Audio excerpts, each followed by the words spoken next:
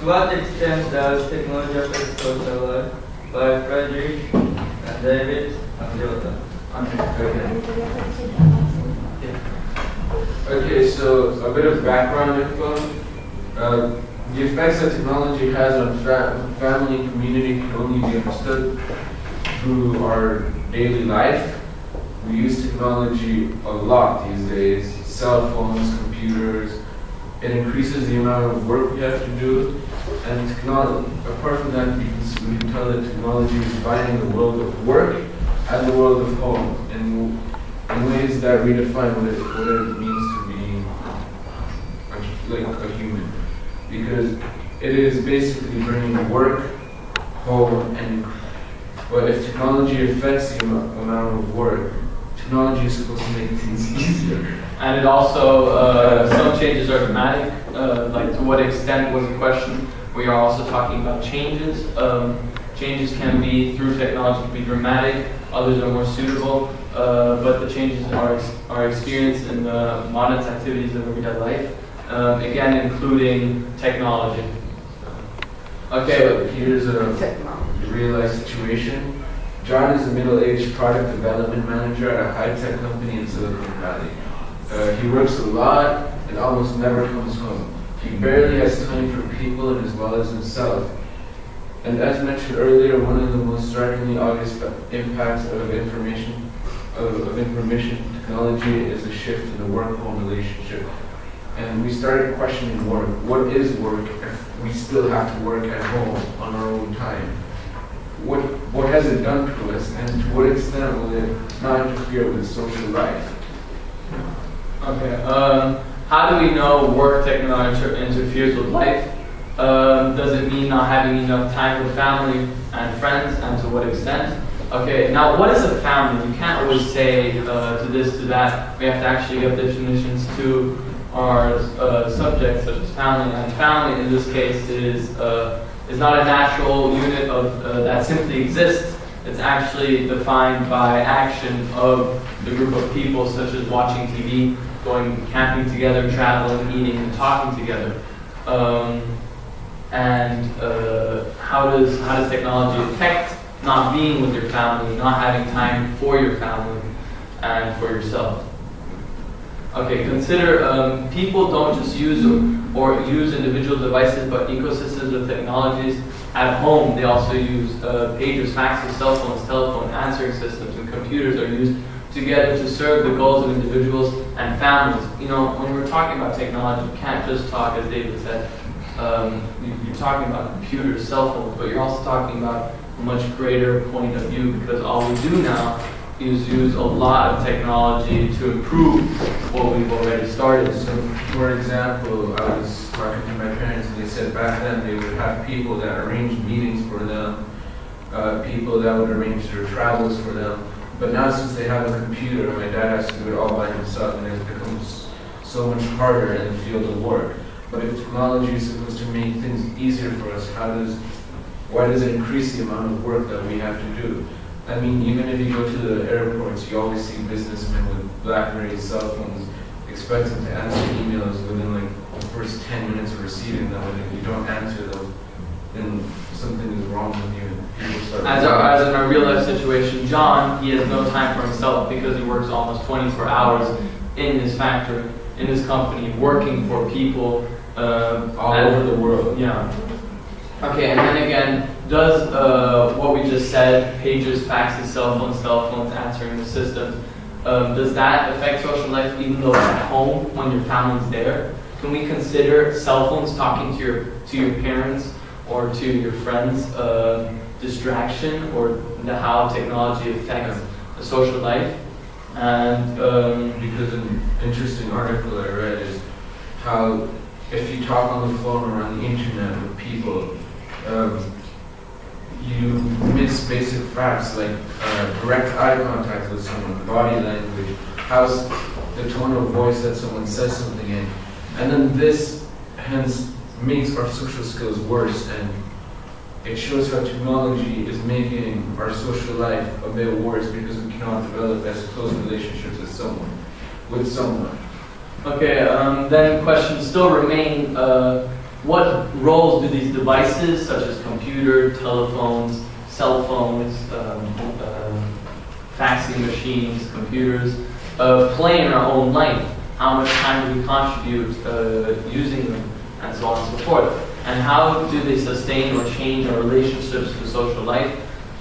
Considering you have a cell phone, or some kind of technology device with you, how would that actually change your relationship with someone or with a group of people, such as your family? So when you're sitting at home, you're using a computer, how will that affect your family, or the time you go to dinner, the time you spend talking to your parents? And how will some of these small impacts change the way we think, okay, and the way we live? Do computers change the way we live? Yes, they do. Do they change the way we think? Yes, they do. No, I'll give you a few examples. Okay, the way we live. There was another article about, especially in Germany, how people are getting addicted to World of Warcraft, which is one of the most addicting games. Yeah. And the fact being that some of these kids spend the whole day on playing this game, World of Warcraft, never getting off it, never eating, making their parents bring pizza into their rooms. And there was this one serious case where a kid actually had to go to therapy classes afterwards because he became anorexic. He did not have enough to eat. And all he did was play, and it was a matter of life or death, which technology made the way it was. Like other simple examples of how technology is affecting our social life. For example, when chatting, you guys all know that there are sort of, how would you call it?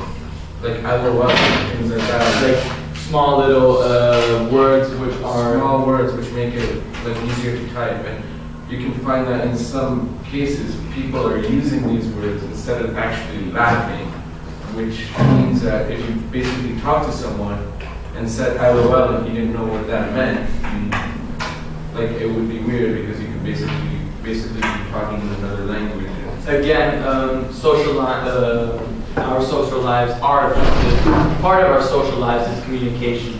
Communication is disrupted through chatting. Often we use in our normal communications, we use not full words, but we use small words, such as David said, LOL.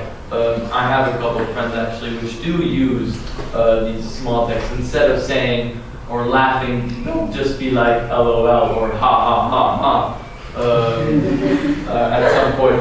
Okay, and you look at them and you ask them where did they get this from. It's actually from the technology, from this chatting, which they've been experienced a long time. Now, again, technology, computers, they can store, they can organize, they can manage huge amounts of data.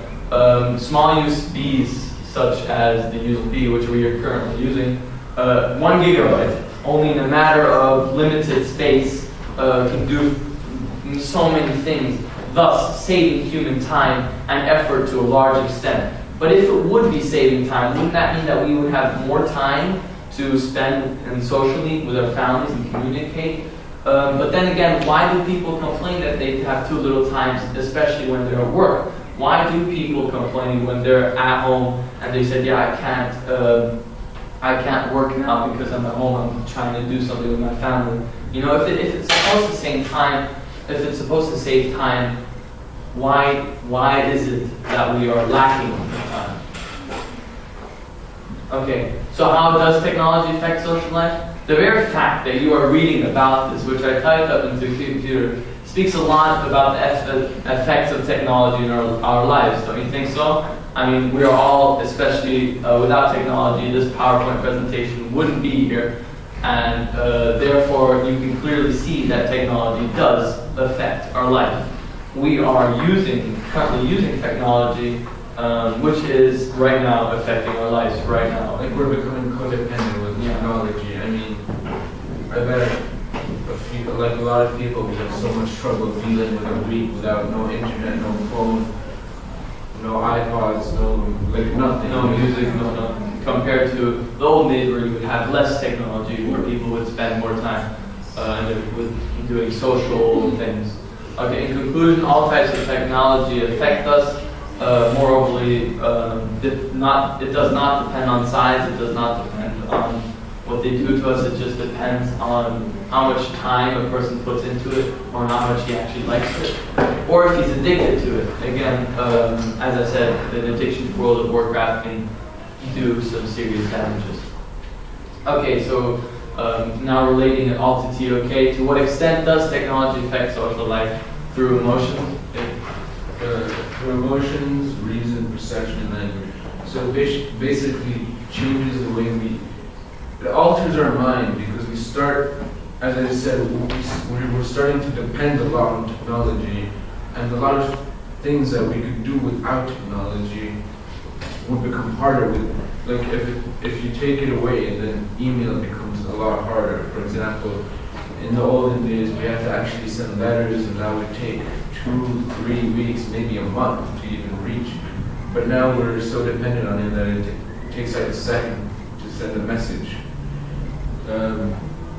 Even if you look at emotions, like if we talk on Skype, Facebook, you can't really see how a person is feeling at the moment while talking to you. So that affects our social life dramatically, because you can't tell how the person is really doing, because a person could just say, I'm doing fine on chat, but that would necessarily not make it real. And language, as I said, we're starting to have these short words and using internet slang, which is becoming more popular throughout the years. Okay, and again, emotions. Through playing video games, often you become more, we could define it as cold-blooded. Through when you see people die in video games, such as bloody video games, thinking of Dead Space 2, that video game shows a lot of blood, shows a lot of death. Through seeing that, and if you actually start seeing it all the time, you believe it's normal. You encounter it as something to be happening in daily life. And when you do kill someone, such as many attacks in Germany happen, where people who have played not only Dead Space 2, but for example also Counter-Strike or other shooting games, they have walked into schools and shot children. There have been several cases. There's been, I think, 3 in 2010 just in German schools, where children who attended that school shot a few kids, and that was just through technology and video gaming, as well as addiction. Back to reasoning, often we use technology to reason on facts, to prove our facts. If you see such things as calculators, we can't actually reason out. We become, for example, in math, we're really dependent on the calculator, and that has affected our reasoning skills to do basic math, like 5 plus 10 or the square root of 20 or something like that. We just become dependent on the calculator. Technology does, again, affect us, as David said, also through perception. We perceive things differently because we see technology as one of our main and very important factors. And language, again, as David said, Messenger, Google, Skype, they all refer to languages of communication through social networks, which are types of technologies where you will use shortcuts to say things quicker, to rephrase your sentence in a much shorter way, and that's what language does, or that's what technology does in social life. In conclusion, we could actually say we become dumber through technology because we use technology as helping us,